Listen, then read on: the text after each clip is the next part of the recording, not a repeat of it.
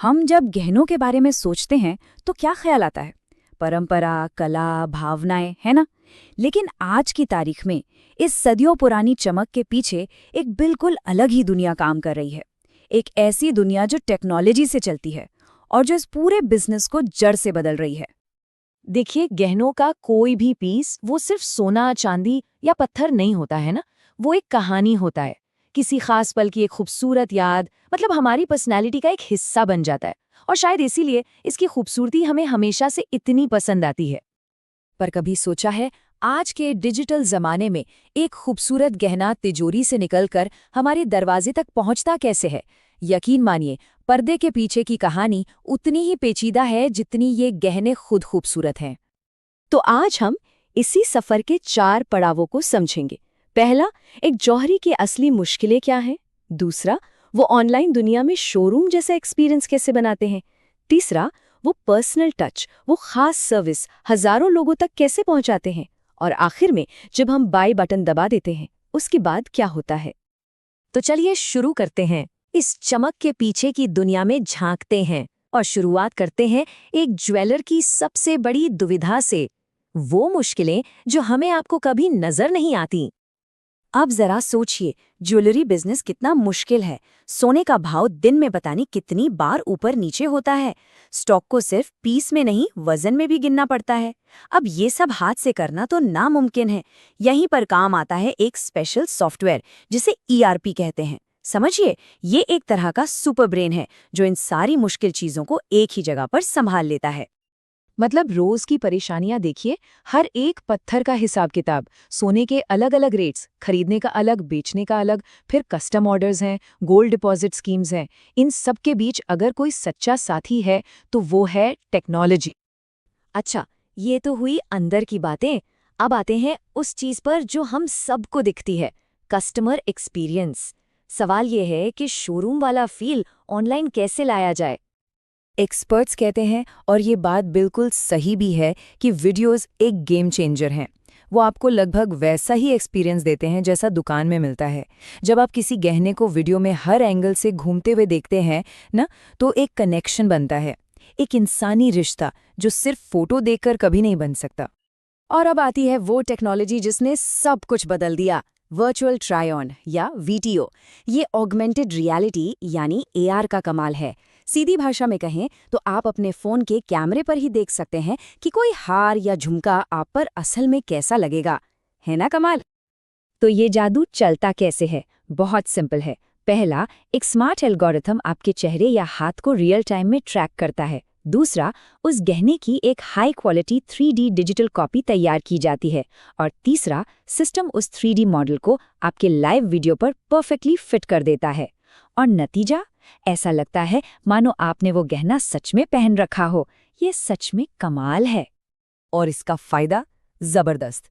जिन brands ने ये technology अपनाई, उनके प्रोडक्ट्स के रिटर्न होने के चांस 40% तक कम हो गए। तो ये सिर्फ एक मजेदार खिलौना नहीं है, ये एक स्मार्ट बिजनेस मूव है। इससे कस्टमर्स का भरोसा बढ़ता है। ठीक है, ऑनलाइन ट्राई कर लिया, पर अब आता है सबसे बड़ा सवाल। लग्जरी ब्रांड्स की असली पहचान क्या होती है? उनका पर्सनल टच, वो खास सर्विस। अब टेक्नोलॉजी की मदद से ये पर्सनल टच हजारों लाखों लोगों तक कैसे पहुंचाया जाए? चुनौती यही है। एक भरोसेमंद ज्वेलर की दुकान पर जो आपको पर्सनल अटेंशन मिलती है, वो वाली फीलिंग ऑनलाइन कैसे लाएं, जहां कोई आमने सामने तो है ही नहीं? इसका जवाब है एक मॉडर्न सीआरएम सिस्टम। इसे आप एक डिजिटल दिमाग की तरह समझ सकते हैं। ये हर कस्टमर के बारे में सब कुछ याद रखता है। उन्होंने क्या खरीदा, उन्हें क्या पसंद है, क्या नहीं। और इसी डेटा के आधार पर ब्रांड्स उन्हें पर्सनल मैसेज भेजते हैं, लॉयल्टी प्रोग्राम्स चलाते हैं। मतलब हर कस्टमर को ऐसा लगता है कि ब्रांड उन्हें पर्सनली जानता है।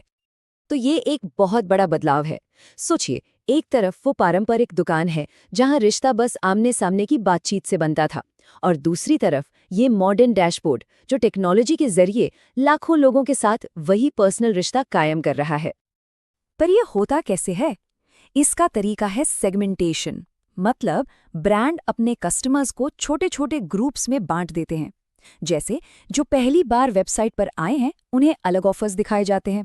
जो पुराने लॉयल कस्टमर्स हैं, उन्हें अलग। या फिर जो बहुत ज़्यादा शॉपिंग करते हैं उनके लिए एक वीआईपी ग्रुप बनाकर उन्हें एक्सक्लूसिव डील्स दी जाती हैं। चलिए, शॉपिंग हो गई, पेमेंट हो गई, हमने बाय बटन दबा दिया। पर कहानी यहीं खत्म नहीं होती। असल में सबसे मुश्किल सफर तो अब शुरू होता है। लाखों रुपए की ज्वेलरी भेजना कोई बच्चों का खेल नहीं है, इसका एक पूरा सिस्टम होता है। पहला, हर पीस को डैमेज से बचाने के लिए अलग अलग रैप किया जाता है। दूसरा, उसे एक शानदार ब्रांडेड बॉक्स में रखा जाता है। तीसरा, फिर उस बॉक्स को एक और बॉक्स में कुशनिंग के साथ पैक करते हैं। और चौथा, सबसे जरूरी, चोरी से बचाने के लिए बाहरी डिब्बा एकदम सादा और बिना ब्रांडिंग का होता है। और हाँ, डिलीवरी पर सिग्नेचर तो जरूरी है ही। लग्जरी ब्रांड्स ये बात अच्छी तरह जानते हैं कि रिटर्न का एक्सपीरियंस भी खरीदने जितना ही स्मूथ होना चाहिए। मतलब, अगर आपको कुछ वापस करना है तो एक आसान सा ऑनलाइन पोर्टल हो, घर से ही पिकअप हो जाए, ये सब बहुत ज़रूरी है। क्योंकि अगर रिटर्न करना मुश्किल हुआ तो कस्टमर शायद दोबारा कभी वापस नहीं आएगा। और बात जब ग्लोबल सेलिंग की आती है तो एक और बड़ी चुनौती सामने आती है, टैक्स का जाल। हर देश के अपने अलग नियम, अपने अलग कानून। तो एक ग्लोबल ब्रांड बनने के लिए ये सब करना ही पड़ता है। उन्हें हर देश का वैट या जीएसटी समझना होता है, अपने प्रोडक्ट्स को सही कोड देना होता है और चेकआउट के समय एकदम सही टैक्स लगाना पड़ता है। ये सब करने के बाद ही कोई ब्रांड सच में ग्लोबल कहलाता है। और ये कोड मुझे लगता है पूरी बात को एक लाइन में कह देता है। ई-कॉमर्स बाहर से देखने में एक मार्केटिंग का खेल लगता है, पर असल में ये नंबरों का खेल है। मतलब वो जो खूबसूरत वेबसाइट्स और एड्स हम देखते हैं, उनके पीछे एक बहुत ही पावरफुल डेटा पर चलने वाली मशीन काम कर रही होती है। तो जरा देखिए ये इंडस्ट्री कितनी तेजी से बदली है।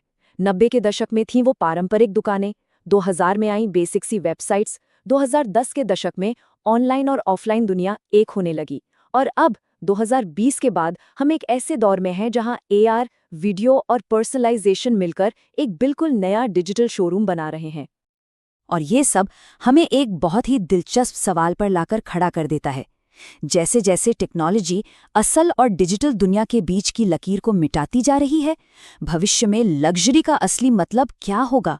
ये सोचने वाली बात है ना?